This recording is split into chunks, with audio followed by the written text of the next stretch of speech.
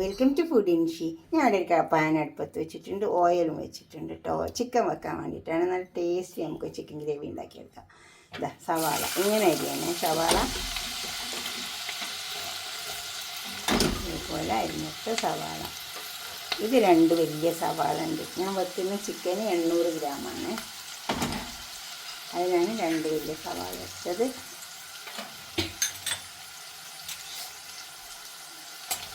ഇതൊന്ന് മൂത്ത് വന്നിട്ട്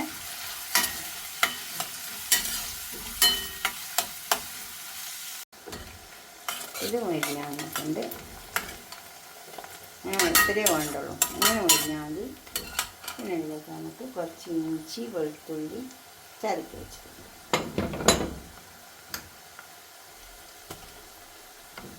ഇഞ്ചും വെളുത്തുള്ളി ഉണ്ട്.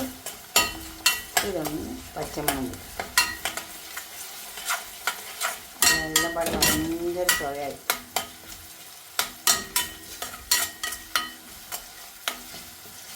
മൂത്ത് വന്നിട്ടുണ്ട്. കുറച്ച് മല്ലിപ്പൊടി ഇട്ടിട്ടാം.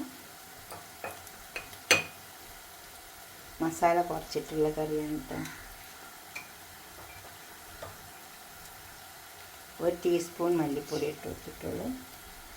1 ടീസ്പൂൺ മുളകിൻ്റെ പൊടി, 1 ടീസ്പൂൺ മഞ്ഞളുടെ പൊടി,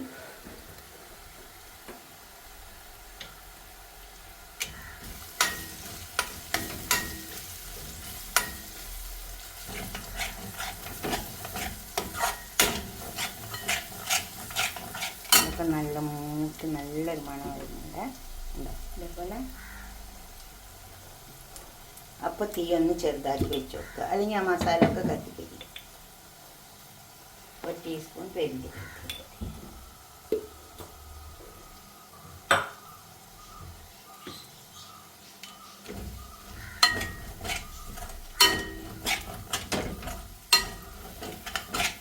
എണ്ണ തെളിഞ്ഞ് വരുന്നുണ്ട്.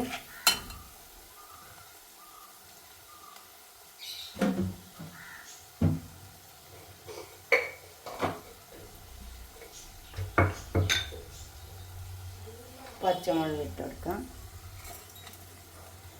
നല്ല 3 പച്ചമുളക് ചെറുതാക്കി അരിഞ്ഞെടുത്തതാണ്. പിന്നെ ഉപ്പിട്ട് കൊടുക്കാം. ഉപ്പ് ആവശ്യം പോലെ ഇടാവുള്ളൂ. ഉപ്പ് എപ്പോഴും കൂടി പോകാണ്ട് ശ്രദ്ധിച്ചിട്ടാൽ മതി. അപ്പോൾ നമുക്ക് ഉപ്പ് കണക്കായിട്ട് കിട്ടും. അതല്ലെങ്കിൽ കൂടുതൽ ഇട്ട് പോയാൽ ഭയങ്കര ബുദ്ധിമുട്ടാണ്. അത് ഒന്ന് കുറഞ്ഞ് കിട്ടണമെങ്കിൽ ഒരുപാട് പണിയുണ്ട്. ഇത് ഗരം മസാല പൗഡർ, അതൊക്കെ നന്നായി മുരിഞ്ഞ് മസാലയൊക്കെ നല്ല പൊരിഞ്ഞ് വന്നിട്ടുണ്ട്. അപ്പോൾ നമുക്ക് ചിക്കൻ ഇതിലേക്ക് ഇട്ട് കൊടുക്കാം. ചിക്കൻ ഇട്ട് നന്നായി ഇളക്കിയെടുക്കാം. ഇനി അരച്ച് വെച്ച തക്കാളി ഉണ്ട്, ഇത് ഇതിലേക്ക് ഒഴിച്ച് കൊടുക്കാം. 4 തക്കാളി അരച്ചെടുത്തതാണ്. ഇനി അതൊക്കെ നന്നായി ഇളക്കി ചേർത്തെടുക്കാം നമുക്ക്. ഇത് തൈര്, പുളിയില്ലാത്ത കേടാണ്, അടിച്ചെടുത്തതാണ്. ഇനി ഇത് നമുക്ക് വേപ്പിക്കാൻ വെക്കാം. ഇതൊക്കെ തന്നെ ഉണ്ട് ഇതിൽ, വെള്ളമുള്ളത് കണ്ടോ. ഇതാ തക്കാളി പേസ്റ്റാക്കിയതും എല്ലാം ഉണ്ട്. അപ്പോൾ ഇനി നമുക്കിതിൽ വെള്ളത്തിൻ്റെ ആവശ്യം വരുന്നില്ല.